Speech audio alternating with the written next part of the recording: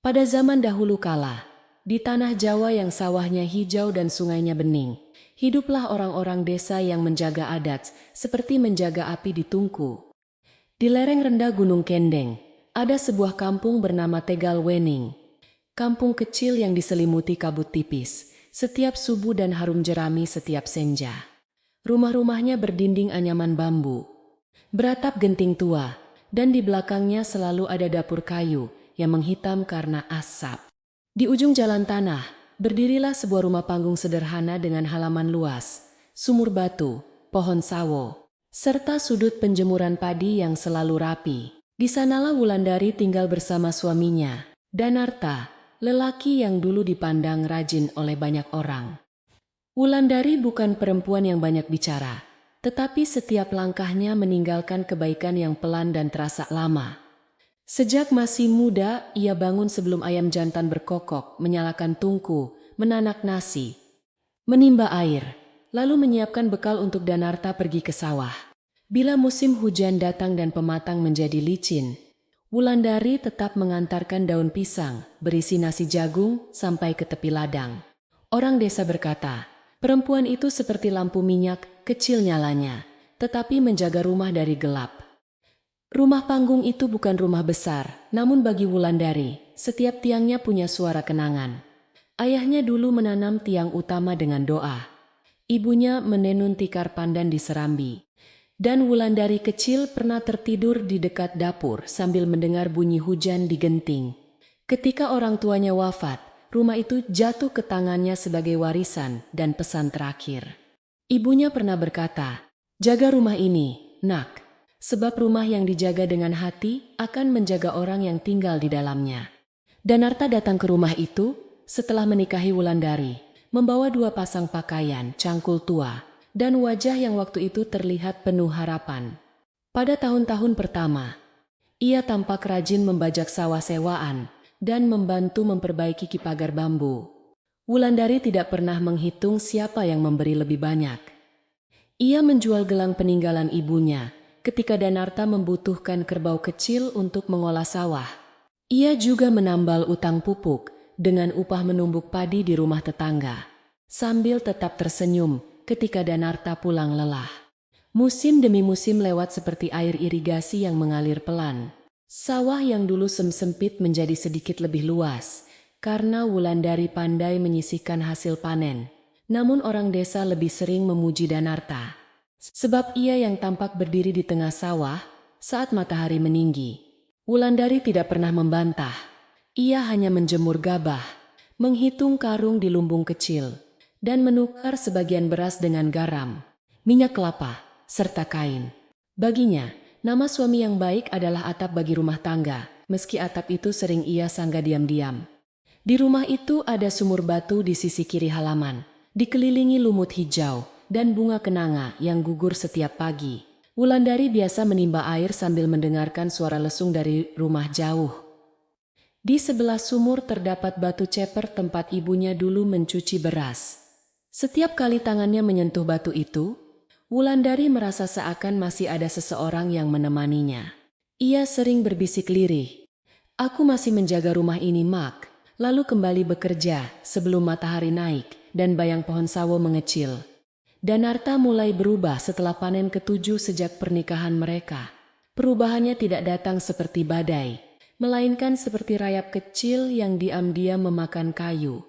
Ia pulang lebih malam, sering duduk lama di sersambi tanpa menjawab pertanyaan, dan mulai menyimpan uang panen di tempat yang tidak diketahui Wulandari. Bila Wulandari bertanya dengan lembut, Danarta berkata, "Perempuan tidak perlu tahu semua urusan sawah." Wulandari menunduk, bukan karena tak punya hati, melainkan karena terbiasa menahan agar rumah tetap teduh.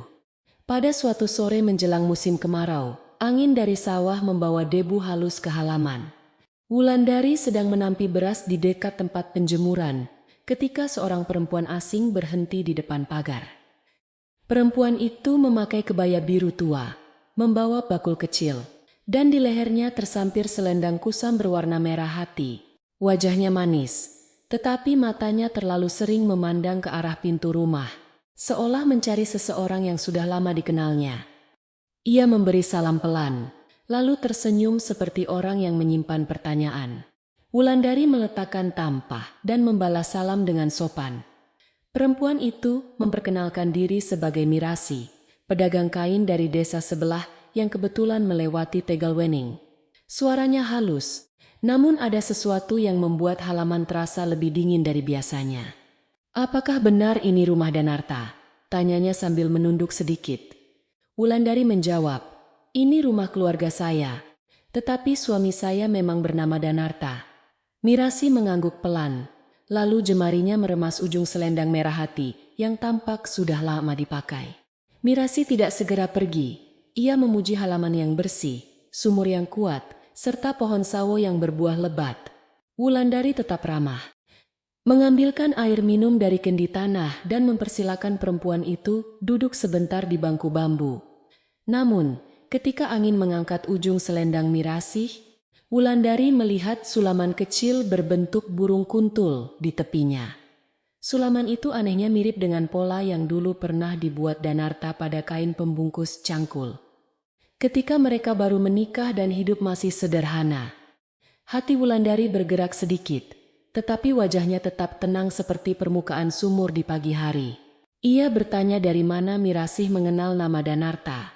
Perempuan itu tersenyum tipis dan berkata, "Nama orang yang rajin mudah sampai ke telinga pasar, Mbak." Jawaban itu terdengar biasa, namun matanya tidak memandang pasar, melainkan tiang utama rumah. Setelah minum 2 teguk, Mirasi pamit dengan langkah pelan. Sebelum keluar pagar, ia menoleh sekali lagi dan memandangi rumah itu seperti orang mengukur panjang bayangan. Sore itu Wulandari merasa pekerjaan rumah menjadi lebih sunyi. Ayam-ayam masih berkotek di bawah lumbung, daun sawo masih bergesekan, dan dari kejauhan anak-anak menggiring kambing pulang. Namun ada bunyi kecil dalam dadanya, seperti lesung yang dipukul terlalu jauh. Ketika Danarta pulang, ia membawa bau asap pasar dan wajah yang letih. Wulandari menyebut kedatangan seorang pedagang kain bernama Mirasi. Tangan Danarta yang sedang membuka ikat kepala berhenti sejenak. Lalu ia berkata datar, "Pasar memang penuh orang bernama macam-macam." Jawaban Danarta pendek, lebih pendek daripada biasanya. Ia masuk ke dapur, mengambil air sendiri, dan menghindari mata Wulandari. Perempuan itu tidak mengejar dengan pertanyaan, sebab ia tahu pertanyaan yang dilempar pada hati tertutup sering kembali sebagai luka. Malamnya, ketika nasi hangat sudah terhidang bersama sayur kelor dan sambal terasi, Danarta makan tanpa banyak kata. Lampu minyak di tengah ruangan bergoyang kecil. Wulandari duduk di seberangnya, memperhatikan bayangan wajah suaminya yang tampak seasing di dinding bambu. Di Tegalwening, kabar berjalan lebih cepat daripada air di parit saat hujan. Keesokan harinya, seorang anak penjual daun pisang berkata bahwa ada perempuan berkebaya biru bertanya jalan ke rumah Danarta di pasar pagi. Menjelang siang, Mbok Ranti, tetangga yang sering meminjam bara api, menyebut perempuan yang sama terlihat membeli sirih di warung Pak Wicak. Wulandari mendengar semua itu sambil menjemur padi. Ia tidak menanggapi dengan marah, hanya meratakan gabah dengan garu kayu. Seakan meratakan lisahnya sendiri. Rumah warisan itu tetap berdiri tenang, tetapi Wulandari mulai memperhatikan hal-hal kecil yang sebelumnya luput. Danarta kini mengunci peti bambu, tempat menyimpan surat dan uang. Ia juga sering mencuci kaki di sumur lebih lama, seolah ingin membasuh jejak perjalanan yang tidak ingin diceritakan. Pernah sekali Wulandari menemukan serbuk bunga melati kering menempel pada lipatan baju Danarta. Padahal di sawah tidak ada melati. Ketika ia bertanya, Danarta menjawab, "Angin pasar membawa banyak bau, jangan terlalu memikirkan hal kecil." Pada malam Jumat Kliwon, hujan turun tipis meski kemarau mulai dekat. Wulandari duduk di serambi, menisik kain sarung Danarta yang sobek di bagian lutut. Dari jalan tanah, terdengar suara 2 perempuan lewat membawa payung daun pisang. Salah satunya berbisik, namun cukup jelas bagi telinga yang sedang waspada. Katanya Danarta sering terlihat bicara dengan pedagang kain itu di bawah pohon asam. Perempuan lain menjawab, "Kasihan Wulandari, hidupnya habis untuk rumah dan laki-laki itu." Langkah mereka menjauh bersama hujan. Wulandari menusukkan jarum ke kain dengan lebih hati-hati. Ia tidak ingin jarum itu menusuk jarinya, sebab malam sudah cukup perih. Ia memandang halaman yang basah, sumur batu yang mengilap, dan dapur yang masih menyisakan bau kayu terbakar. Ia teringat gelang emas ibunya yang telah lama berpindah ke tangan Pegadai demi membeli kerbau untuk Danarta. Ia teringat punggungnya sendiri yang sakit karena mengangkat karung padi saat Danarta demam. Semua pengorbanan itu tidak ia sesali, tetapi kini ia takut pengorbanannya dijadikan tangga untuk meninggalkannya. Di dekat lumbung desa tinggal seorang perempuan tua bernama Nyi Rengganis. Rambutnya putih seperti kapas, punggungnya agak bungkuk, tetapi matanya jernih seperti air tempayan yang belum tersentuh debu. Ia sudah lama mengenal keluarga Wulandari, bahkan pernah membantu ibu Wulandari saat melahirkan. Keesokan paginya, Wulandari membawa sedikit bubur ketan ke rumah Nyi Rengganis. Ia tidak datang untuk mengadu keras-keras, hanya duduk di tikar pandan dan menunduk lama. Nyi Rengganis memandangnya, lalu berkata, "Anak sabar pun harus membuka mata." Kalimat itu pendek, tetapi jatuh ke hati Wulandari seperti biji padi ke tanah basah. Nyi Rengganis tidak bertanya lebih jauh, sebab orang tua di desa tahu bahwa luka rumah tangga kadang malu disebut dengan nama terang. Ia hanya menyuruh Wulandari minum teh serai dan pulang sebelum matahari terlalu tinggi. "Jaga rumahmu, jaga suratmu, jaga ingatanmu," ucapnya ketika Wulandari berdiri. Wulandari mengangguk. Untuk pertama kalinya, ia merasa kesabaran bukan berarti menutup mata, melainkan menyalakan lampu kecil di sudut gelap. Sejak hari itu, Wulandari mulai menata ulang peti kayu peninggalan ibunya. Ia mengeluarkan kain-kain lama, surat tanah, catatan panen, dan buku kecil berisi angka utang yang pernah ia lunasi. Di dalam lipatan kain lurik, ia menemukan secarik kertas tua bertuliskan nama ayahnya sebagai pemilik rumah dan halaman. Kertas itu sudah menguning, tetapi tulisan tintanya masih jelas. Wulandari mengusapnya dengan ujung jari, lalu menyimpannya kembali dalam kain kering. Ia tidak tahu mengapa hatinya menyuruh melakukan itu, namun ia menurut.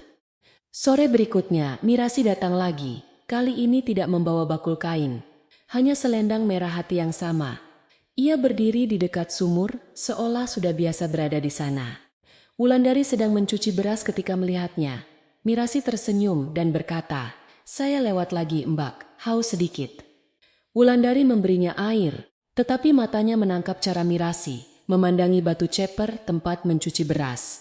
Seolah perempuan itu tidak sekadar haus, melainkan ingin mengenal letak segala sesuatu di rumah itu, dari sumur sampai dapur. Mirasi bertanya, apakah Wulandari tidak kesepian tinggal di rumah sebesar itu hanya berdua dengan Danarta? Pertanyaan itu disampaikan lembut, tetapi menyinggung seperti duri kecil di bawah kuku. Wulandari menjawab, rumah tidak terasa sepi bila orang di dalamnya tahu pulang. Mirasi tersenyum, namun senyum itu menipis. Ia memutar ujung selendangnya dan berkata bahwa sebagian orang lelaki membutuhkan tempat baru untuk merasa dihargai. Wulandari menatapnya tenang, lalu kembali mencuci beras sampai air dalam tempayan menjadi bening. Setelah Mirasi pergi, Wulandari menemukan sehelai benang merah tersangkut di pagar bambu. Benang itu sama warna dengan selendang perempuan tersebut. Ia memungutnya, bukan karena benda itu berharga, melainkan karena hatinya mengatakan, setiap tanda kecil punya jalan menuju tanda yang lebih besar. Menjelang maghrib, Danarta pulang dengan wajah gelisah. Ia melihat Wulandari menyapu halaman dan bertanya terlalu cepat. "Ada orang datang." Wulandari menjawab, "Ada orang haus meminta air." Danarta diam, lalu masuk rumah tanpa melepas sandal tanahnya di tangga. Malam itu angin bergerak lambat di sela dinding bambu. Wulandari menyiapkan tikar tidur, sementara Danarta duduk di dekat pintu dengan mata mengarah keluar. Ia tampak menunggu suara yang tidak terdengar oleh orang lain. Wulandari ingin bertanya, tetapi ia teringat kata Nyi Rengganis tentang membuka mata. Maka ia memilih diam, mengamati, dan menyimpan semua dalam ingatan. Di luar, pohon sawo menjatuhkan satu buah matang ke tanah. Bunyi jatuhnya pelan, Tetapi bagi Wulandari terdengar seperti permulaan sesuatu yang akan pecah. Beberapa hari kemudian, suasana desa mulai berubah. Di pasar, orang-orang berhenti bicara ketika Wulandari lewat, lalu melanjutkan bisik-bisik setelah ia menjauh. Di tempat menumbuk padi, dua perempuan menyebut bahwa Danarta kini sering membawa uang tanpa membeli keperluan rumah. Di warung kopi, seorang lelaki berkata rumah Wulandari terlalu bagus untuk perempuan yang tidak punya anak. Kata-kata itu akhirnya sampai juga ke telinganya. Wulandari pulang dengan langkah tetap pelan, tetapi hatinya semakin yakin bahwa kabut di rumahnya bukan kabut biasa. Pada petang yang merah, ketika matahari turun di balik rumpun bambu, Wulandari berdiri di halaman dan memandang rumahnya lama-lama. Tiang-tiangnya masih tegak, dapurnya masih berasap, sumurnya masih memberi air, dan tempat penjemuran masih menyimpan bau padi. Ia meletakkan tangan di tiang utama, seolah meminta kekuatan dari kayu tua yang dulu ditanam ayahnya. "Aku akan menjaga rumah ini tanpa gaduh," bisiknya. Dari jalan tanah, terdengar langkah seseorang mendekat. Tetapi Wulandari belum menoleh, sebab ia tahu malam-malam berikutnya akan membawa jawaban. Langkah yang terdengar dari jalan tanah itu ternyata milik Mbok Ranti, tetangga sebelah yang datang membawa segenggam daun kelor. Perempuan itu biasanya berbicara ringan tentang garam, hujan, atau ayam yang hilang. Tetapi sore itu matanya lebih sibuk memandang pintu rumah daripada wajah Wulandari. Ia duduk sebentar di bangku bambu dan berkata bahwa desa sedang ramai oleh kabar pasar. Wulandari mempersilakan minum. Lalu Mbok Ranti berbisik, "Aku tidak tahu benar atau tidak, tetapi nama suamimu terlalu sering disebut orang." Wulandari tidak segera menjawab. Ia menuangkan air dari kendi tanah ke cangkir kecil, lalu meletakkannya di dekat tangan Mbok Ranti. Dari dapur, asap kayu randu bergerak pelan melewati celah atap, membawa bau nasi yang hampir matang. Mbok Ranti menatap halaman, seakan takut daun-daun pun bisa mendengar. Katanya, Mirasi terlihat duduk di warung kopi dekat pasar bersama Danarta ketika matahari belum tinggi. Mereka tidak duduk seperti orang asing, melainkan seperti dua orang yang menyimpan pembicaraan lama. Berita itu jatuh tanpa suara, tetapi membuat dada Wulandari terasa berat. Ia tetap menunduk dan merapikan lipatan kain di pangkuannya. Sebab air mata yang jatuh di depan tetangga sering menjadi tambahan cerita bagi mulut desa. Mbok Ranti berkata lagi bahwa orang-orang mulai menebak-nebak, sebagian kasisan, sebagian hanya senang menemukan bahan bicara. Wulandari akhirnya berkata pelan, "Terima kasih sudah memberitahu, Mbok." Mbok Ranti mengangguk, lalu pulang sebelum maghrib, meninggalkan daun kelor yang masih segar di meja dapur. Malam itu Danarta pulang lebih larut dari biasanya.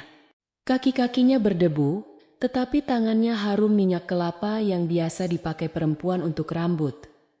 Wulandari menyiapkan air hangat di tempayan kecil seperti kebiasaan lama. Namun Danarta tidak mengucapkan terima kasih. Ia hanya duduk, melepas ikat kepala, lalu meminta nasi dengan suara pendek. Wulandari mengambil piring dari rak bambu dan menaruh lauk tempe bacem.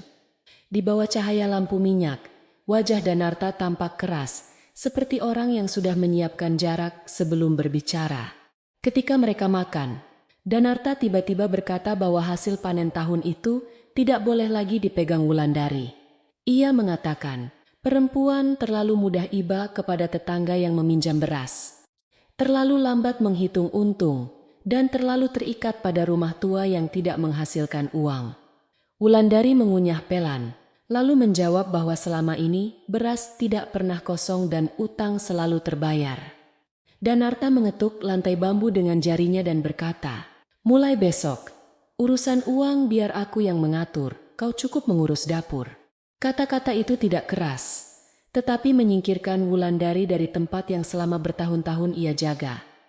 Ia ingin menyebut gelang ibunya, kerbau yang dibeli dari hasil gadai, dan malam-malam ketika ia menumbuk padi sendirian, agar Danarta bisa membayar sewa sawah. Namun ia menahan lidahnya, sebab malam bukan tempat baik untuk membuka luka. Di luar, jangkrik berbunyi seperti doa yang diulang-ulang. Wulandari membersihkan piring setelah Danarta selesai. sementara suaminya masuk kamar dan mengunci peti bambu lebih rapat dari sebelumnya. Keesokan pagi, Mirasi muncul di pasar dengan kebaya kuning muda dan selendang merah hati yang sama. Ia tidak lagi berjalan seperti orang lewat, melainkan seperti seseorang yang ingin dilihat. Di dekat penjual gula aren, ia berbicara dengan beberapa perempuan desa tentang mahalnya kain dan sulitnya hidup sebagai perempuan sendiri. Lalu dengan suara yang dibuat pelan, tetapi cukup terdengar, ia berkata bahwa ada lelaki baik yang selama ini tidak dihargai istrinya. Orang-orang saling melirik dan nama Danarta mulai melayang tanpa disebut terang. Wulandari mendengar cerita itu dari anak pengantar santan ketika ia sedang mencuci beras di sumur. Anak itu tidak berniat menyakiti, hanya menirukan ucapan orang dewasa dengan wajah polos. Katanya ada perempuan yang akan menolong Pak Danarta menjadi orang besar. Ucapnya sambil memegang batok kelapa. Wulandari tersenyum kecil dan memberinya sepotong singkong rebus. Setelah anak itu pergi, ia menatap air sumur yang bergoyang. Bayangan wajahnya pecah di permukaan air, lalu menyatu lagi ketika angin berhenti. Hari-hari berikutnya, Danarta makin sering keluar dengan alasan melihat sawah, padahal cangkulnya tetap tergantung di dinding belakang.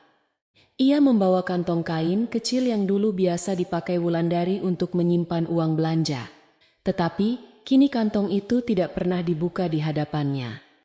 Bila Wulandari menanyakan apakah pupuk sudah dibeli, Danarta menjawab dengan dengusan. Bila ia bertanya apakah padi di lumbung perlu dipindahkan karena atap bocor, Danarta berkata, "Jangan merasa paling tahu hanya karena rumah ini warisan keluargamu." Kalimat tentang rumah itu membuat Wulandari terdiam lebih lama dari biasanya. Rumah itu memang warisan keluarganya. Tetapi selama menikah, ia selalu menyebutnya rumah mereka, agar Danarta tidak merasa menumpang. Kini kata-kata Danarta seperti pisau kecil yang menggores pemberian baiknya sendiri. Ia tetap menyapu halaman, memberi makan ayam, dan menjemur tikar setelah hujan. Namun setiap kali melewati tiang utama, ia menyentuhnya sebentar, seolah meminta rumah itu bersabar bersama dirinya. Rumah tua itu berderit pelan saat angin datang dari sawah.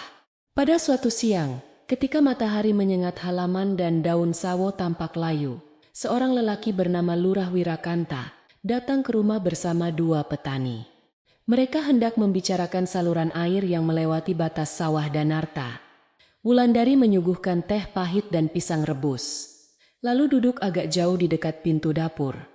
Danarta berbicara dengan suara besar, menyebut dirinya kepala rumah dan pemilik semua keputusan.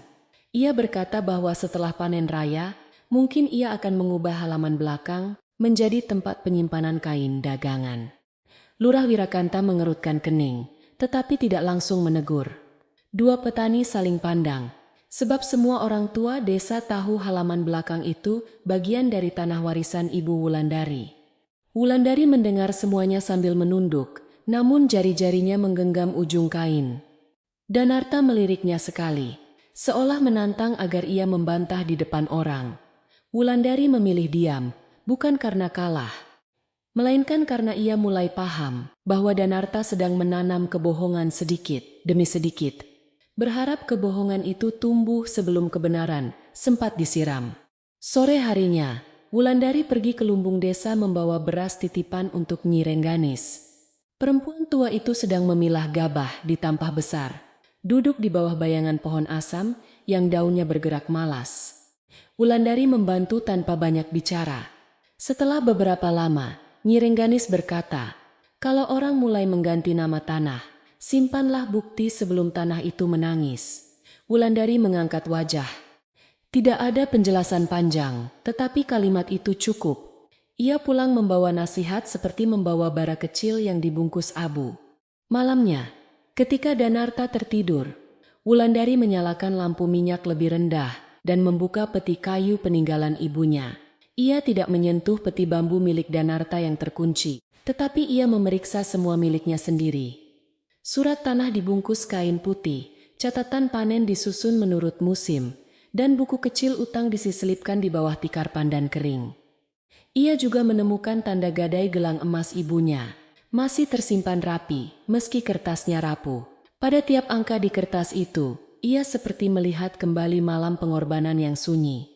Sementara Wulandari menjaga bukti dengan diam, Mirasih menjaga kabar dengan senyum.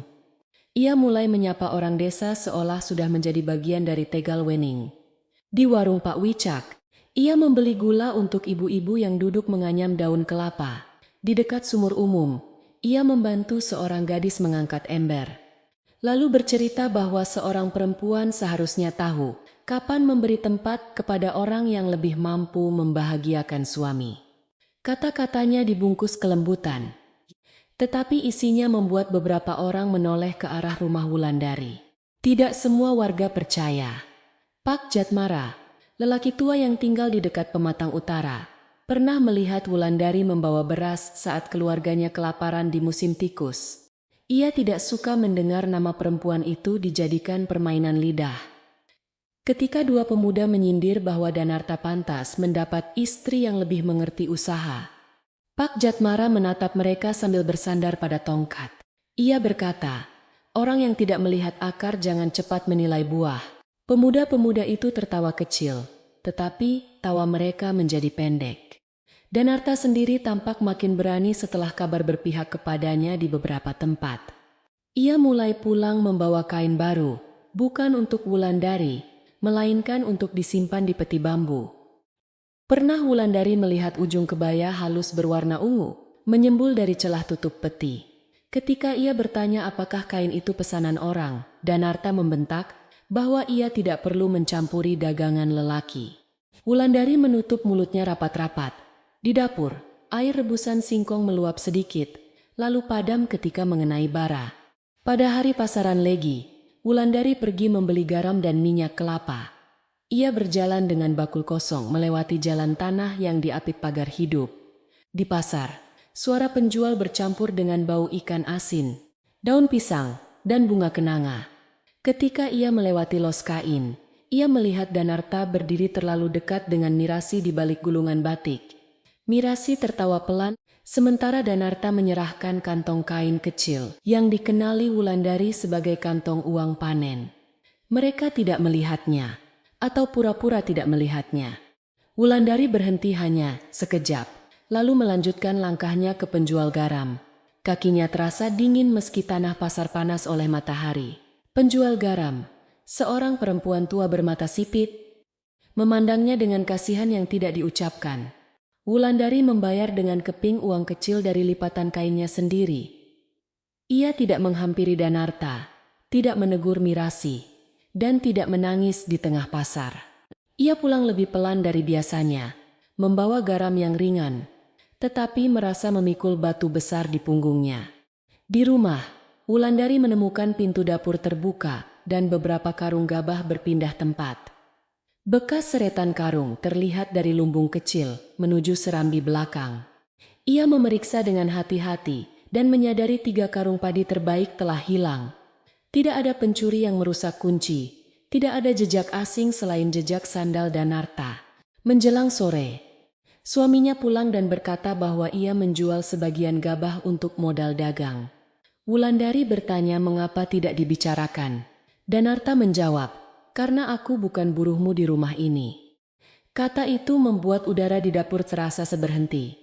Wulandari memandang lelaki yang dulu ia rawat saat demam, lelaki yang dulu menggigil di tikar bambu, sementara ia menempelkan daun jarak di dahinya. Ia hampir tidak mengenali wajah yang berdiri di depannya. Namun ia tetap berkata lembut bahwa gabah itu untuk makan sampai panen berikutnya. Danarta tertawa pendek dan menyebutnya perempuan takut lapar. Ia keluar lagi sebelum malam, meninggalkan pintu berayun pelan dan tungku yang belum sepenuhnya menyala. Kabar tentang gabah yang dijual segera menyebar. Orang-orang desa mulai membicarakan bukan hanya Mirasih, tetapi juga rumah Wulandari.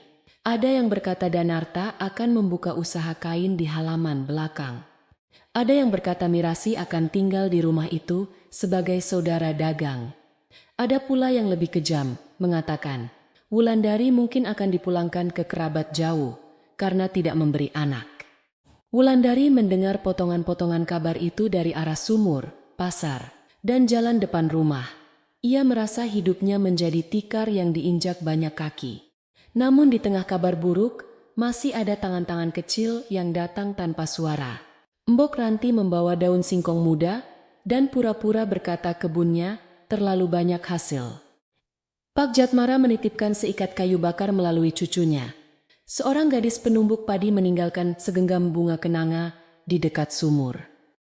Mereka tidak berani bicara terang karena takut memperbesar perkara. Tetapi Wulandari mengerti. Desa tidak seluruhnya meninggalkannya. Ada orang-orang yang masih ingat bahwa kebaikan lama tidak hilang hanya karena kabar baru berteriak lebih keras. Suatu petang, Nyi Rengganis datang ke rumah Wulandari tanpa membawa apapun selain tongkat kayu dan selendang putih di bahunya. Ia duduk di serambi, melihat halaman, sumur, dan pintu dapur yang menghitam oleh asap. Wulandari menyuguhkan teh serai. Perempuan tua itu menyeruput sedikit, lalu berkata, "Jangan rebut suara dari orang yang berbohong. Rebutlah kembali kebenaran dari tempat ia disembunyikan." Wulandari menunduk. Kalimat itu seperti membuka jalan di dalam hatinya yang selama ini tertutup kabut. Setelah Nyi Rengganis pulang, Wulandari mulai mengingat semua tempat yang mungkin menyimpan jawaban. Ia memperhatikan peti bambu Danarta, kantong kain yang berpindah, karung gabah yang hilang, dan selendang merah hati Mirasi yang selalu hadir seperti tanda. Ia tidak ingin membalas dengan teriakan, sebab teriakan mudah ditiup angin menjadi fitnah baru. Ia hanya ingin tahu sampai di mana pengkhianatan itu berjalan. Malam turun perlahan, dan di balik dinding bambu, Wulandari mendengar Danarta pulang sambil bersiul terlalu riang. Danarta masuk membawa bau hujan jauh dan senyum yang tampak dipaksakan. Ia berkata bahwa dalam beberapa hari akan ada pembicaraan penting dengan orang-orang desa tentang usaha baru. Wulandari bertanya usaha apa, tetapi Danarta hanya menjawab bahwa ia akan membuat hidup mereka lebih terhormat. Ketika Wulandari menyebut rumah dan tanah harus dibicarakan baik-baik, wajah Danarta mengeras. Ia berkata, "Rumah ini berdiri karena aku mengisinya, bukan karena kertas tua milik orang mati." Setelah itu, ia masuk kamar dan menutup pintu. Wulandari berdiri lama di tengah rumah. Lampu minyak bergoyang, membuat bayangan tiang utama tampak seperti orang tua yang bersedih. Dari luar terdengar suara katak. Tanda hujan mungkin turun sebelum tengah malam. Ia mendekati peti kayu ibunya, menyentuh bungkusan surat tanah, lalu menatap pintu kamar tempat Danarta menyimpan rahasia. Untuk pertama kalinya, rasa takutnya berubah menjadi keteguhan yang pelan. Ia belum tahu kapan kebenaran akan terbuka. Tetapi ia tahu kebohongan sudah terlalu lama duduk di serambi rumahnya. Pagi setelah hujan, halaman rumah Wulandari berbau tanah basah dan daun sawo yang jatuh semalam. Ia menyapu pelan, mengumpulkan daun ke sudut dekat pagar. Lalu melihat bekas langkah yang mengarah dari serambi belakang ke lumbung kecil.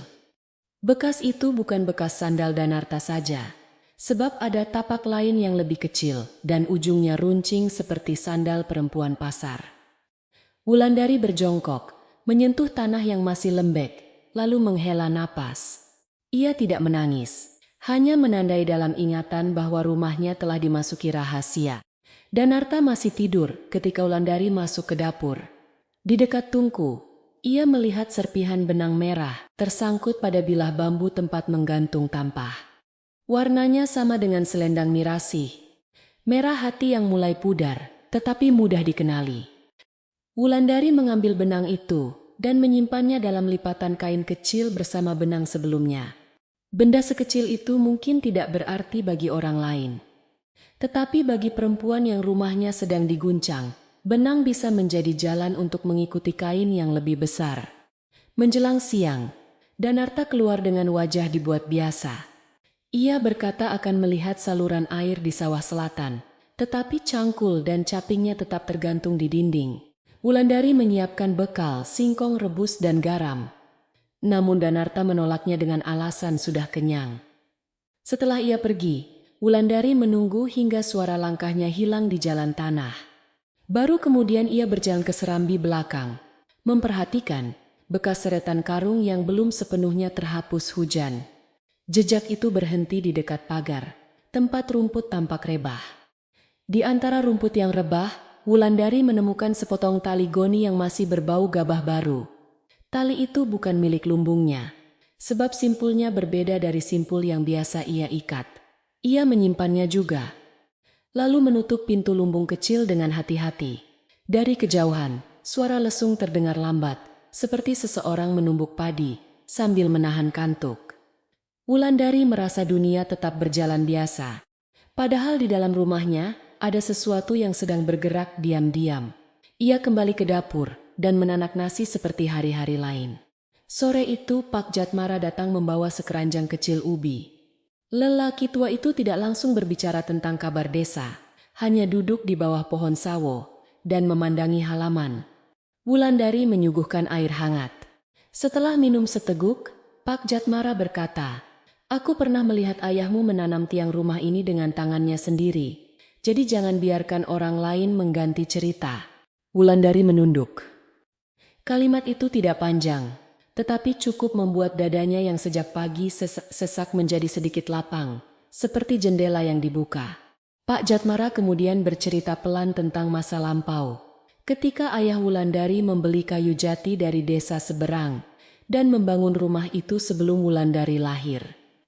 Ia ingat ibu Wulandari mengadakan selamatan kecil, memberi nasi urap kepada tetangga, dan meminta semua orang menjadi saksi bahwa rumah itu untuk anak perempuan satu-satunya.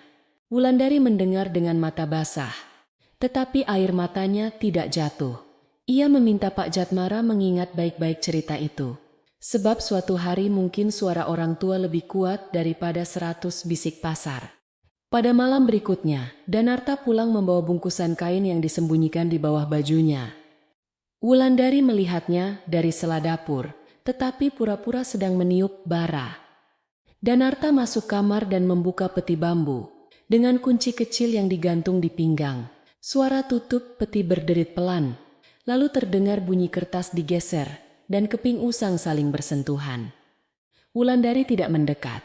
Ia hanya menghafal bunyi, waktu, dan cara suaminya bergerak, sebab kadang kebenaran lebih dahulu terdengar sebelum terlihat. Ketika Danarta tertidur, hujan rintik-rintik turun lagi di atap genting. Wulandari bangun dengan langkah hampir tanpa suara, membawa lampu minyak kecil yang nyalanya ditutupi telapak tangan. Ia tidak membuka peti bambu, sebab ia tidak memiliki kuncinya, tetapi matanya menangkap sesuatu di bawah tikar dekat peti. Ada ujung kertas kecil terselip, mungkin jatuh saat Danarta terburu-buru. Ia menariknya perlahan. Kertas itu hanya sobekan, namun ada tulisan tangan Danarta yang berbunyi tentang janji membuka tempat kain setelah rumah dilepaskan. Wulandari membaca sobekan itu berulang kali sampai hurufnya terasa menusuk mata. Tidak ada nama lengkap, tetapi ada kata Mirasi di ujung bawah yang setengah robek. Ia membungkus kertas itu dengan daun pisang kering agar tidak rusak, lalu menyimpannya di peti kayu ibunya.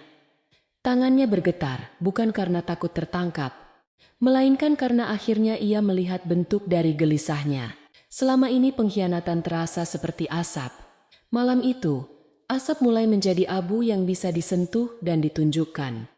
Keesokan harinya, di pasar, kabar baru berputar lebih cepat. Orang berkata Wulandari akan menjual halaman belakang karena tidak sanggup mengurus rumah. Ada yang mengatakan Danarta hanya menolong istrinya agar tidak terlalu terbeban. Ada pula yang menyebut Mirasi sebagai perempuan pandai berdagang yang akan membawa rezeki ke Tegalwening. Kabar itu terdengar rapi, terlalu rapi untuk lahir dari mulut banyak orang secara kebetulan. Wulandari mendengar dari balik lapak sayur dan mulai mengerti bahwa seseorang sedang menyiapkan cerita sebelum kenyataan terjadi. Di los kain, Mirasi duduk seperti biasa, menjual selendang dan kain lurik sambil tersenyum kepada pembeli. Ketika melihat Wulandari, senyumnya melebar, tetapi matanya dingin. Ia berkata dengan nada manis bahwa perempuan harus belajar melepaskan yang tidak bisa ia jaga. Wulandari menatapnya tenang dan menjawab, "Yang dijaga dengan doa tidak dilepas hanya karena orang lain menyebutnya beban." Beberapa pembeli terdiam. Mirasi menunduk sebentar, lalu pura-pura merapikan kain. Di saat itu, Wulandari melihat noda gabah melekat di ujung selendang merahnya. Noda gabah itu kecil, tetapi bagi Wulandari terasa sebesar tanda di pintu. Selendang Mirasi bukan hanya pernah tersangkut di pagar, melainkan mungkin pernah menyentuh lumbungnya. Ia tidak menegur, ia membeli garam, daun salam, dan sedikit minyak kelapa. Lalu pulang dengan langkah biasa. Di tengah jalan, seorang gadis penjual bunga mengejarnya dan memberikan gulungan kecil. Gadis itu berbisik bahwa benda itu jatuh dari bakul Mirasih pagi tadi. Wulandari menerimanya, berterima kasih, lalu menyimpannya tanpa membuka di tempat ramai. Sesampainya di rumah, Wulandari membuka gulungan itu di dapur. Isinya adalah secarik catatan berisi daftar karung gabah, harga kain, dan satu kalimat pendek tentang uang muka untuk halaman belakang. Tulisan itu bukan tulisan Danarta, melainkan tulisan halus yang kemungkinan milik Mirasi. Di bagian bawah, ada tanda seperti burung kuntul kecil, sama dengan sulaman pada selendang merah hati. Wulandari duduk lama di dekat tungku yang padam. Kini bukan hanya suaminya yang berbohong, tetapi kebohongan itu telah disusun oleh dua tangan. Sore menjelang maghrib, Nyi Rengganis datang seperti sudah mengetahui hati Wulandari sedang penuh. Ia tidak bertanya, hanya duduk di ambang dapur dan memandangi langit yang mulai ungu. Wulandari menunjukkan benang, tali goni, sobekan surat, dan catatan dari pasar. Perempuan tua itu memegangnya satu persatu dengan hati-hati. Setelah lama diam, ia berkata, "Bukti yang baik bukan untuk membakar rumah, melainkan untuk menyalakan pelita di depan orang banyak." Wulandari mengangguk, dan untuk pertama kalinya ia memikirkan selamatan panen. Di Tegalwening, selamatan panen bukan acara kecil. Setelah gabah pertama masuk lumbung, warga berkumpul di halaman salah satu rumah, membawa nasi tumpeng, sayur urap, tempe, ikan asin, dan teh hangat. Orang tua duduk di tikar depan, anak-anak berlarian di dekat pagar, sementara lelaki membicarakan saluran air dan musim berikutnya. Tahun itu, menurut kebiasaan lama, giliran rumah Wulandari menjadi tempat doa, karena ayahnya dahulu termasuk pembuka sawah selatan. Wulandari sadar, di hadapan banyak mata, itulah kebenaran bisa berdiri. Namun sebelum hari itu tiba, Danarta semakin tidak sabar. Ia mulai membicarakan perubahan rumah dengan suara terang, seakan semua sudah disetujui. Di warung kopi, ia berkata bahwa halaman belakang akan menjadi tempat menyimpan kain dan menerima tamu dagang. Di hadapan Lurah Wirakanta, ia menyebut tanah rumah sebagai bagian dari usaha keluarga. Ketika ada orang bertanya, apakah Wulandari setuju? Danarta tertawa dan menjawab bahwa istrinya selalu menurut. Kata itu sampai ke telinga Wulandari, dan ia merasakan kepatuhannya selama ini dijadikan tali pengikat. Pada malam yang anginnya kering, Danarta membawa Mirasi ke jalan depan rumah. Mereka tidak masuk, tetapi suara mereka terdengar dari balik pagar. Wulandari sedang menjemur tampah di serambi, ketika mendengar Mirasi berkata bahwa warga harus lebih dulu percaya Wulandari rela melepas tanah, supaya tidak ada yang menghalangi. Danarta menjawab dengan pelan, namun cukup jelas, bahwa setelah selamatan panen, ia akan mengumumkan rencana usaha. Wulandari berdiri tanpa bergerak. Di tangannya, tampah bambu terasa berat seperti perisai. Mirasi lalu bertanya, apakah Wulandari akan melawan? Danarta tertawa pendek dan berkata, dia hanya perempuan yang terlalu lama belajar mengalah. Mendengar itu, Wulandari tidak merasakan marah yang menyala, melainkan dingin yang jernih. Ia baru paham bahwa pengkhianatan paling sakit, bukan hanya ketika suami membagi hati, tetapi ketika ia memakai kesabaran istrinya sebagai jaminan untuk berbuat sewenang-wenang. Setelah suara mereka menjauh, Wulandari masuk ke rumah, menutup pintu, dan duduk di dekat peti kayu ibunya sampai lampu hampir padam. Keesokan pagi, ia pergi menemui Lurah Wirakanta dengan membawa surat tanah dalam bungkusan kain putih. Lurah itu sedang duduk di pendapa kecil, menulis catatan saluran air dengan arang. Wulandari memberi salam dan meminta waktu sebentar. Ia tidak membuka semua perkara, hanya menunjukkan bahwa rumah dan halaman adalah warisan sah dari orang tuanya. Lurah Wirakanta membaca pelan, lalu wajahnya berubah serius. Ia berkata bahwa ia akan hadir di selamatan panen dan mendengar apapun yang perlu didengar dari kedua belah pihak. Dari rumah lurah, Wulandari berjalan ke pematang utara menemui Pak Jatmara. Lelaki tua itu sedang menjemur jala ikan kecil di depan gubuknya. Wulandari meminta ia datang pada selamatan dan mengingatkan kembali cerita tentang pembangunan rumah. Pak Jatmara menatapnya lama, lalu berkata, "Kalau kebenaran sudah dipanggil dengan sopan, orang tua wajib datang sebagai saksi." Wulandari mencium punggung tangannya dengan hormat. Di kejauhan sawah menguning di bawah matahari, seperti kain luas yang menunggu dipanen. Hari-hari menjelang selamatan terasa panjang. Wulandari membersihkan halaman, memperbaiki tikar, menjemur piring tanah, dan menumbuk bumbu dengan hati yang lebih tenang. Orang yang melihatnya mungkin mengira ia sedang menyiapkan pesta biasa. Tidak ada teriakan, tidak ada pintu dibanting, tidak ada tangis di sumur. Namun di dalam peti kayu, semua tanda tersusun rapi seperti barisan kecil. Surat tanah, catatan gadai, buku utang, benang merah, tali goni, sobekan surat Danarta, dan catatan mirasi yang jatuh di pasar. Danarta tidak menyadari perubahan itu. Ia justru tampak senang melihat Wulandari sibuk menyiapkan selamatan. Ia mengira istrinya menerima nasib seperti biasa. Sesekali ia memberi perintah dengan suara besar, menyuruh menambah tikar, meminjam piring, dan memasak lebih banyak nasi. Wulandari menuruti yang perlu, tetapi tidak lagi merasa kecil.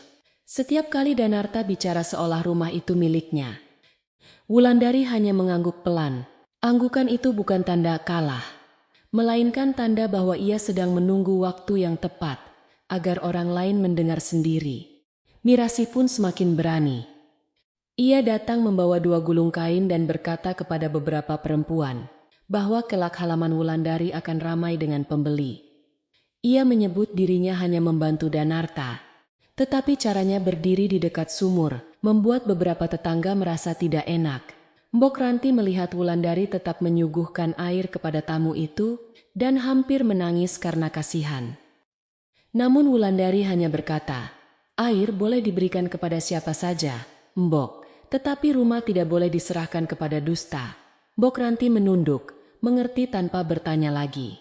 Pada malam sebelum selamatan, Wulandari duduk sendirian di dapur. Setelah semua makanan setengah matang disiapkan, ada nasi aron dalam kukusan, kelapa parut untuk urap, dan tempe yang sudah direndam bumbu. Api tungku menyala kecil membuat dinding bambu berwarna keemasan. Ia membuka peti kayu dan memeriksa bukti sekali lagi. Tangannya tidak lagi gemetar. Ia berdoa kepada Yang Maha Kuasa, kepada ingatan orang tuanya, dan kepada kebaikan yang pernah ia tanam, agar mulutnya besok tidak dipenuhi amarah. Menjelang tengah malam, Danarta masuk dapur dan melihat Wulandari belum tidur. Ia bertanya mengapa perempuan itu masih duduk seperti menunggu tamu. Wulandari menutup peti kayu dengan tenang dan berkata bahwa ia hanya memastikan segala sesuatu siap untuk besok. Danarta tersenyum miring dan berkata bahwa setelah selamatan, hidup mereka akan berubah. Wulandari memandang api tungku, lalu menjawab, "Benar, Kang, besok beberapa hal memang akan berubah." Danarta tidak menangkap makna kata itu. Ia hanya menguap, lalu pergi tidur. Subuh datang dengan kabut tipis menyelimuti Tegal Wening. Ayam jantan berkokok dari 3 arah, dan dari sawah terdengar suara burung kuntul mencari makan di antara batang padi. Wulandari bangun, membasuh muka di sumur batu, lalu memakai kebaya coklat tua peninggalan ibunya. Ia mengikat rambut rapi, menyelipkan kunci peti kayu di lipatan kain, dan menatap rumahnya lama. Hari itu bukan hari untuk membalas luka. Hari itu adalah hari ketika kebenaran harus diberi tempat duduk di tengah halaman. Sebelum matahari naik, Nyi Rengganis datang lebih dulu membawa daun pisang lebar. Ia membantu menata tumpeng tanpa banyak bicara. Ketika Wulandari menunduk di dekat tampah, perempuan tua itu menyentuh bahunya dan berkata, "Bicaralah seperti air sumur, tenang, dalam, dan tidak keruh." Wulandari mengangguk. Satu persatu warga mulai datang membawa makanan. Tikar digelar di halaman. Anak-anak berlari di dekat pohon sawo, dan suara orang dewasa memenuhi rumah. Di antara keramaian itu, Danarta berdiri bangga. tidak tahu bahwa segala jejaknya sudah menunggu untuk disebut. Matahari naik perlahan di atas Tegal Wening, membuat embun di ujung rumput berkilau seperti butir beras yang baru dicuci. Halaman rumah Wulandari penuh tikar pandan, piring tanah, daun pisang, dan harum nasi tumpeng yang mengepul dari dapur. Para lelaki duduk dekat pohon sawo, para perempuan membantu menata lauk, sementara anak-anak berlari di sisi segar sambil tertawa kecil. Semua tampak seperti selamatan panen biasa, tetapi udara di rumah itu terasa menunggu sesuatu yang belum bernama. Danarta berdiri di dekat serambi dengan baju lurik terbaik dan ikat kepala baru. Ia menyapa warga dengan suara besar, seolah rumah itu benar-benar panggung miliknya. Beberapa orang membalas ramah, beberapa hanya mengangguk pendek. Wulandari melihat dari dekat dapur sambil membawa kendi air. Ia tidak menunduk seperti biasanya, tetapi juga tidak menantang. Wajahnya tenang, matanya jernih, dan langkahnya pelan seperti orang yang sudah menata isi hati sebelum menata hidangan di depan tamu. Tidak lama kemudian, Mirasi datang memakai kebaya ungu muda dan selendang merah hati yang menjadi tanda paling jelas dalam ingatan Wulandari. Ia membawa 2 gulung kain seolah hendak memberi sumbangan untuk selamatan, lalu duduk di antara perempuan pasar yang mulai mengenalnya. Beberapa warga melirik, sebab kedatangannya ke rumah itu terasa terlalu berani. Mirasi tersenyum kepada Wulandari dan berkata, "Semoga hari ini membawa rezeki baru." Wulandari membalas, "Semoga hari ini membawa terang bagi semua yang datang." Doa selamatan dimulai ketika Lurah Wirakanta duduk di tikar depan bersama para tetua. Suara doa mengalir pelan, menyebut syukur atas panen, air yang cukup, tanah yang subur, dan rumah yang masih memberi tempat bagi orang berkumpul. Wulandari duduk tidak jauh dari pintu dapur, menatap uap nasi yang naik dari tumpeng. Ia memikirkan ayah dan ibunya, juga tahun-tahun panjang ketika ia menahan lapar, agar Danarta bisa makan lebih kenyang. Dalam doa itu, hatinya tidak meminta kemenangan, hanya kebenaran yang lembut tetapi tegak. Setelah doa selesai, orang-orang mulai menikmati hidangan. Danarta menunggu sampai semua duduk nyaman, lalu berdiri sambil berdeham. Ia berkata bahwa panen tahun itu harus menjadi awal perubahan bagi rumah mereka. Dengan suara penuh percaya diri, ia menyebut rencana membuka tempat dagang kain di halaman belakang, bekerja sama dengan Mirasi yang katanya pandai membaca pasar. Beberapa orang tampak terkejut, tetapi Danarta terus berkata bahwa Wulandari sebagai istri tentu mendukung, sebab semua dilakukan demi nama baik keluarga. Wulandari meletakkan cangkir teh yang sedang ia pegang, lalu berdiri dengan sangat perlahan. Suara halaman mereda seperti angin yang tiba-tiba berhenti. Ia memberi hormat kepada Lurah Wirakanta dan para tetua. Kemudian berkata bahwa sebelum rencana apapun dibicarakan, ada beberapa hal yang harus didudukan pada tempatnya. Danarta menatapnya tajam, tetapi Wulandari tidak mengangkat suara. Ia berkata, "Maafkan saya, bapak-bapak dan ibu-ibu, rumah ini bukan sekadar tempat usaha, melainkan amanah orang tua yang harus saya jaga." Dari dalam bungkusan kain putih, Wulandari mengeluarkan surat tanah peninggalan ayahnya. Kertas itu tua, warnanya menguning, tetapi tulisan dan tanda saksinya masih jelas. Ia menyerahkannya kepada Lurah Wirakanta, yang membaca dengan hati-hati di depan warga. Lurah itu mengangguk pelan dan berkata bahwa nama yang tercatat adalah nama ayah Wulandari, lalu diwariskan kepada Wulandari sebagai anak tunggal. Jisik-bisik langsung menyebar di halaman. Danarta menggerakkan rahangnya, tetapi belum menemukan kata yang bisa memotong kebenaran pertama itu. Pak Jatmara kemudian berdiri dengan bantuan tongkatnya. Suaranya tidak keras, namun semua orang diam karena menghormati usia dan ingatannya. Ia berkata bahwa ia menyaksikan sendiri ayah Wulandari menanam tiang utama rumah itu, menyembelih ayam untuk selamatan kecil, dan meminta tetangga menjaga anaknya bila kelak ia tiada. Rumah ini berdiri dari keringat keluarga Wulandari, katanya, bukan dari mulut orang yang baru belakangan mengaku memiliki. Beberapa warga menunduk, malu karena pernah ikut mengulang kabar yang belum jelas. Danarta tertawa pendek, mencoba membuat suasana kembali berada di tangannya. Ia berkata bahwa surat tua tidak bisa menanak nasi, dan rumah baru bernilai jika ada lelaki yang menghidupinya. Wulandari memandangnya tanpa marah, lalu membuka bungkusan kedua dari peti kayu ibunya. Di sana ada catatan gadai gelang emas, buku kecil berisi utang pupuk yang telah dilunasi, serta catatan hasil panen yang selama bertahun-tahun ia simpan. Ia berkata, kalau rumah ini hidup, ia hidup karena banyak tangan bekerja, bukan karena satu suara mengaku paling berjasa. Warga mulai bergerak gelisah. Mbok Ranti menutup mulut dengan ujung selendangnya, sedangkan beberapa lelaki yang dulu memuji Danarta tampak memandang tanah. Wulandari menyebut satu persatu pengorbanan tanpa nada menuduh, hanya seperti orang membaca daftar belanja lama. Gelang ibunya digadaikan untuk membeli kerbau. Upah menumbuk padi dipakai menutup sewa sawah. Beras simpanan dibagi saat Danarta sakit dan tidak bisa bekerja. Danarta memerah, sebab setiap angka dalam buku kecil itu membuka bagian hidup yang selama ini ia biarkan orang lain lupakan.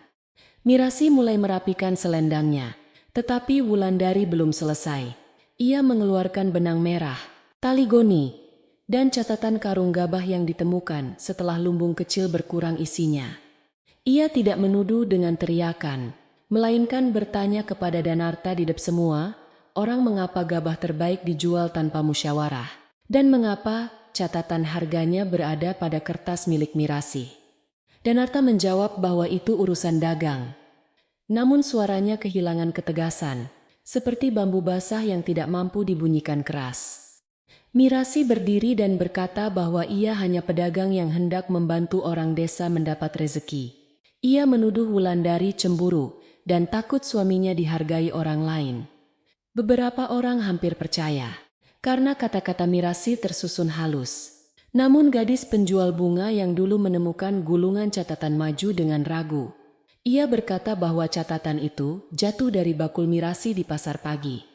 Dan ia melihat Mirasi pernah menghitung uang bersama Danarta di balik los kain. Suaranya kecil, tetapi kejujuran membuatnya terdengar jauh. Lurah Wirakanta lalu membuka suara. Beberapa hari sebelumnya, dua lelaki dari pasar Keramas datang menemuinya, menanyakan apakah benar halaman belakang rumah Wulandari akan disewa untuk gudang kain. Mereka membawa kabar bahwa Danarta telah memberi janji lisan dan Mirasih menjadi perantara uang muka. Lurah menahan urusan itu karena belum melihat persetujuan Wulandari. Mendengar hal tersebut, warga semakin ramai. Twist itu membuka mata banyak orang, sebab rencana Danarta bukan sekadar berdagang, melainkan melepas tempat Wulandari tanpa izin pemiliknya. Danarta mencoba berkata bahwa semua itu demi masa depan. Ia menatap Wulandari dengan marah yang bercampur takut, lalu berkata bahwa perempuan seharusnya percaya kepada suami. Wulandari menjawab pelan bahwa percaya bukan berarti menyerahkan warisan kepada dusta. Ia mengeluarkan sobekan surat yang ditemukan di dekat peti bambu. Bagian yang menyebut janji membuka tempat kain setelah rumah dilepaskan. Meski sobek, tulisan Danarta jelas dikenali oleh beberapa tetua yang pernah menerima catatan darinya. Kini kebohongan tidak lagi berdiri dalam kabut. Mirasi menggenggam selendangnya begitu kuat hingga ruas jarinya memucat. Ia berkata bahwa Danarta sendiri yang mendatanginya, menjanjikan rumah, halaman, dan tempat terhormat bila usaha berjalan. Ia mengaku hanya percaya pada cerita Danarta, bahwa Wulandari rela melepaskan tanah karena tidak sanggup mengurus rumah. Ucapan itu membuat halaman hening. Danarta menoleh tajam kepada Mirasih. Tetapi perempuan itu sudah terlanjur membuka sebagian rahasia demi menyelamatkan dirinya. Dalam satu tarikan napas, dua orang yang bersekutu mulai saling meninggalkan. Nyi Rengganis, yang sejak tadi diam di dekat tumpeng, akhirnya mengangkat wajah. Ia tidak berdiri, tetapi suaranya cukup jelas menembus keramaian. Dusta yang dipakai berdua akan pecah, ketika masing-masing ingin selamat sendiri katanya. Setelah itu ia kembali diam, seolah satu kalimat sudah cukup untuk menutup pintu bagi alasan panjang. Warga mengangguk pelan. Beberapa perempuan memandang Wulandari dengan mata berkaca-kaca, Sebab baru sekarang mereka memahami betapa lama ia menahan penghinaan tanpa membalas dengan penghinaan. Danarta mulai kehilangan tempat duduk di antara orang-orang. Tidak ada yang mengusirnya dengan kasar, tetapi lingkaran warga seperti menjauh sedikit demi sedikit. Lelaki yang tadi berdiri bangga, kini tampak kecil di bawah pohon sawo. Ia berkata bahwa semua orang terlalu cepat menghakimi, bahwa Wulandari sengaja mempermalukannya, bahwa seorang istri baik seharusnya menutup aib suami. Wulandari menatapnya dengan sedih, bukan benci. Ia berkata, "Aku menutup aibmu bertahun-tahun, Kang, tetapi engkau membuka pintu rumahku untuk aib yang lebih besar." Kalimat itu membuat Danarta terdiam. Tidak ada tangan yang memukul, tidak ada suara pecah, tetapi ia seperti kehilangan pijakan. Selama ini ia mengira kesabaran Wulandari adalah dinding lunak yang bisa didorong kapan saja. Ia tidak tahu bahwa dinding itu sebenarnya tanah yang dalam, tempat akar-akar ingatan, bukti, dan doa tumbuh kuat. Warga melihatnya menunduk, dan untuk pertama kalinya tidak ada orang bergegas membelanya.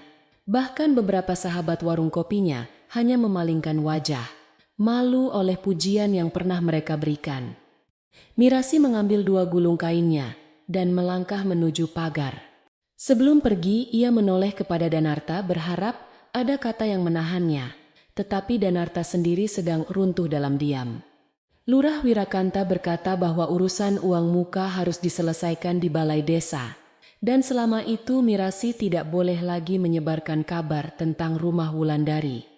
Mirasi mengangguk kaku. Selendang merah hatinya terserset sedikit di tanah, menyapu debu halaman yang tidak pernah benar-benar menjadi miliknya. Lalu ia pergi tanpa diantar siapa pun. Danarta mencoba mendekati Wulandari setelah Mirasi hilang di tikungan jalan.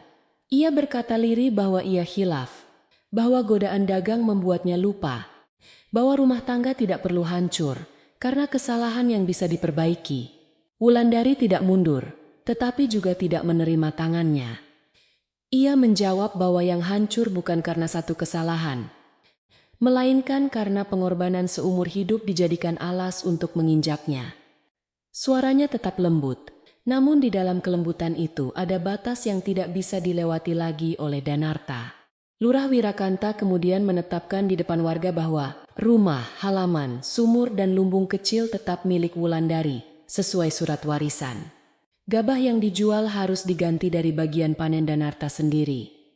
Dan rencana gudang kain dibatalkan sampai ada izin sah dari pemilik tanah. Danarta juga diminta datang ke balai desa esok hari untuk menyelesaikan kabar palsu yang telah membuat warga resah. Keputusan itu tidak diucapkan seperti hukuman keras, tetapi bagi Danarta, setiap kata terasa seperti pintu yang tertutup satu persatu. Selamatan yang semula tegang perlahan kembali menemukan napasnya. Para perempuan membantu merapikan piring. Anak-anak mulai berani tertawa lagi. Dan beberapa lelaki memindahkan tikar dari tempat yang terlalu panas. Namun tidak ada yang membicarakan rencana dagang Danarta lagi. Mereka justru mendekati Wulandari dengan cara sederhana. Ada yang menawarkan membantu menutup lumbung. Ada yang meminta maaf karena pernah percaya kabar pasar. Ada yang hanya menyentuh bahunya sebentar. Wulandari menerima semua dengan anggukan, tidak membesarkan diri. Tidak pula berpura-pura tidak sakit. Menjelang sore, halaman rumah menjadi lebih sepi. Tumpeng telah terbagi, teh tinggal sedikit di kendi, dan bayangan pohon sawo memanjang sampai dekat sumur. Danarta duduk sendirian di anak tangga. Wajahnya kosong seperti orang yang kehilangan arah pulang di kampung sendiri. Wulandari berdiri di dekat tiang utama, tempat ayahnya dahulu menanam doa. Ia tidak mengusir dengan kata-kata tajam. Hanya berkata bahwa malam itu Danarta boleh mengambil pakaian yang menjadi miliknya, tetapi peti rahasia dan dusta tidak lagi punya tempat di rumah tersebut. Danarta menatapnya. Mungkin baru benar-benar melihat perempuan yang selama ini ia anggap akan selalu menunggu. Tidak ada ratapan dari Wulandari, tidak ada permohonan agar ia tinggal. Tidak ada kebencian yang bisa ia salahkan. Hanya ada ketenangan yang membuatnya lebih malu daripada 1000 celaan. Ia masuk ke kamar, mengambil beberapa pakaian dan kunci kecil dari pinggangnya. Lalu meletakkannya di lantai dekat pintu. Ketika ia keluar lagi, warga yang tersisa tidak menatapnya dengan amarah, melainkan dengan kecewa yang lebih berat. Senja turun lembut di Tegalwening. Dari sawah, burung-burung kembali ke rumpun bambu, dan asap dapur mulai naik dari rumah-rumah tetangga. Danarta berjalan meninggalkan halaman tanpa suara besar yang dulu selalu ia pakai.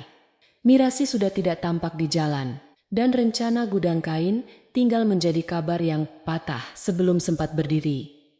Wulandari menutup pagar bambu perlahan, lalu kembali ke serambi. Di belakangnya, rumah tua itu berderit pelan diterpa angin, seperti menarik napas panjang setelah terlalu lama menahan dusta. Malam setelah Danarta pergi, rumah Wulandari terasa luas sekali.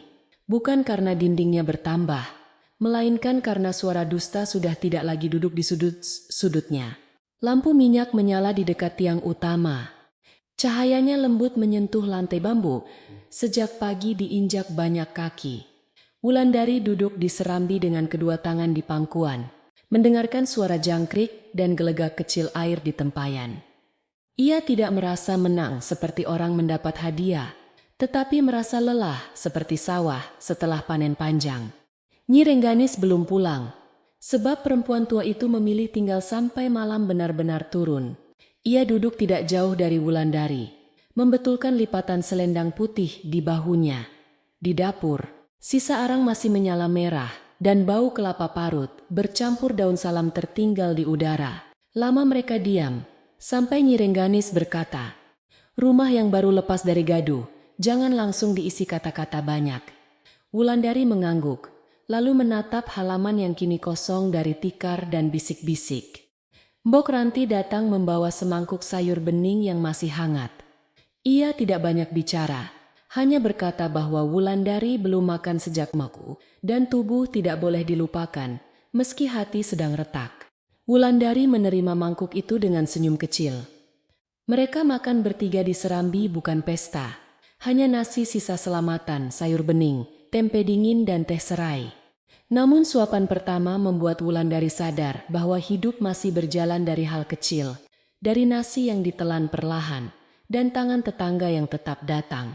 Keesokan paginya, kabut turun lebih rendah dari biasanya di Tegalwening. Wulandari bangun sebelum ayam jantan bersuara, seperti yang selalu ia lakukan selama bertahun-tahun. Ia menimba air dari sumur batu, membasuh wajah, lalu menyapu halaman yang masih bekas kaki warga. Di dekat pagar, ia menemukan satu helai benang merah yang tertinggal dari selendang Mirasi. Ia memungutnya, melihat sebentar, lalu melemparkannya ke tungku. Benang itu menghitam pelan, menjadi abu kecil yang tidak lagi punya warna. Hari itu, Danarta datang ke balai desa seperti yang diminta Lurah Wirakanta. Wulandari tidak ikut, tetapi kabarnya sampai juga melalui Pak Jatmara yang mampir saat matahari condong ke barat. Danarta diminta mengganti gabah yang dijual tanpa izin, mengembalikan uang muka orang pasar, dan meminta maaf kepada warga karena menyebarkan cerita seolah rumah Wulandari dapat dipakai tanpa persetujuan. Pak Jatmara berkata, mulut yang dulu besar menjadi kecil bila harus menimbang kata di depan tetua. Wulandari mendengar tanpa senyum puas. Mirasi tidak terlihat lagi di pasar Tegalwening sejak hari selamatan itu. Ada yang berkata ia kembali ke desa asalnya. Ada yang berkata ia berangkat ke Kramas mengikuti rombongan pedagang kain. Wulandari tidak mencari tahu. Baginya, perempuan itu seperti angin buruk yang pernah masuk lewat celah pagar, cukup ditutup agar tidak kembali. Namun ia tetap menyimpan pelajaran dari kejadian itu. Bahwa orang asing tidak selalu datang dengan wajah kasar. Kadang ia datang membawa senyum halus, air mata palsu, dan kata-kata yang tampak lembut. Beberapa hari setelahnya, rumah Wulandari mulai menemukan suara lamanya. Ayam-ayam kembali mengais tanah di bawah lumbung, burung gereja hinggap di ujung atap. Dan anak-anak tetangga berani meminta buah sawo yang jatuh. Wulandari membuka semua jendela pada pagi hari agar udara baru masuk.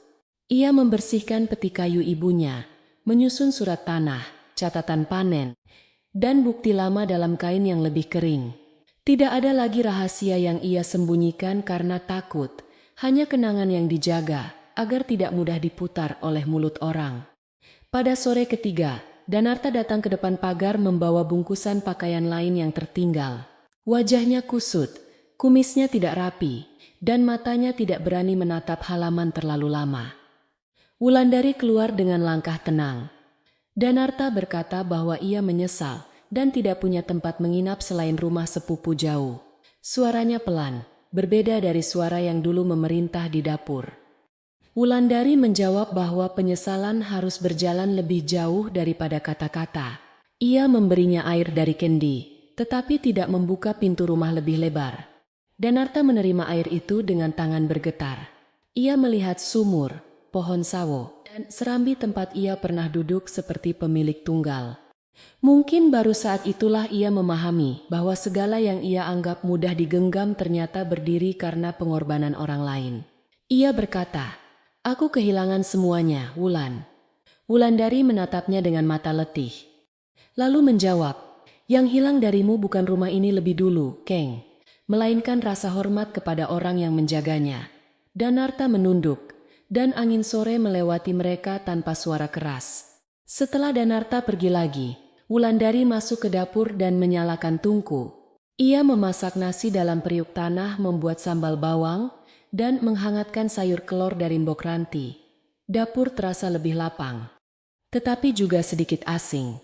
Selama bertahun-tahun ia memasak sambil menimbang selera Danarta. Takut kurang asin, takut nasi terlalu lembek, takut wajah suaminya masam. Malam itu ia memasak sesuai lidahnya sendiri. Ketika nasi matang, harum uapnya naik ke atap, dan Wulandari merasa seolah dapur ikut mengembalikan namanya. Tidak lama kemudian, beberapa perempuan desa datang membawa makanan kecil. Mbok Ranti membawa pisang rebus, gadis penjual bunga membawa kenanga segar, dan istri Lurah Wirakanta membawa teh gula batu. Mereka duduk di halaman, tidak membicarakan aib lagi, hanya menanyakan apakah padi di lumbung cukup, dan apakah atap dapur perlu diperbaiki sebelum hujan besar. Wulandari menjawab satu persatu. Ia merasa kehangatan tidak selalu datang sebagai pelukan panjang. Kadang ia datang sebagai pertanyaan sederhana yang membuat orang tidak merasa sendirian. Di ujung pekan, warga bergotong royong memperbaiki pagar belakang yang pernah menjadi jalan keluar Karung Gabah. Para lelaki menegakkan bilah bambu baru. Anak-anak mengumpulkan potongan tali, sementara para perempuan menyiapkan air minum dan singkong goreng. Pak Jatmara duduk di bawah pohon sawo memberi arahan sambil memegang tongkat. Ia berkata kepada beberapa pemuda, "Pagar rumah bukan hanya menahan kambing, tetapi mengingatkan orang bahwa ada batas yang harus dihormati." Para pemuda tertawa pelan, lalu bekerja lebih hati-hati. Wulandari tidak hanya menerima bantuan, ia ikut mengikat bambu dan menyapu serpihan. Tangannya yang biasa menampi beras terlihat kuat memegang tali ijuk. Ketika pagar selesai, ia menaruh kendi air di dekatnya, lalu mengucapkan terima kasih kepada semua orang.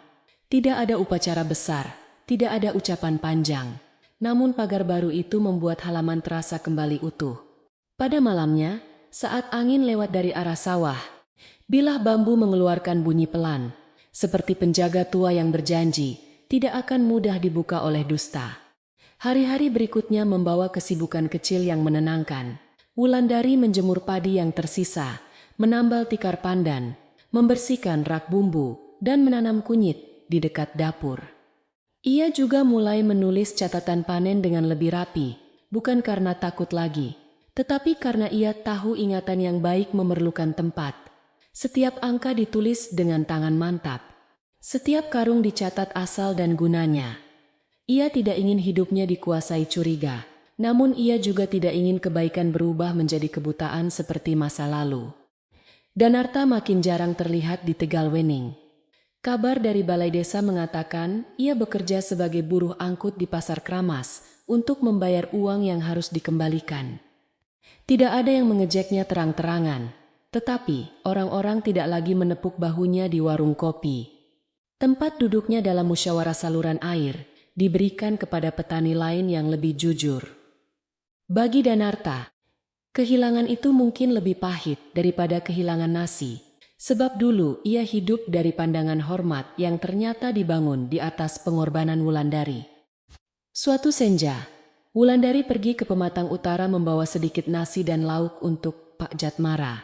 Lelaki tua itu sedang duduk menatap sawah yang menguning sisa panen. Ia menerima bungkusan itu dengan mata berterima kasih.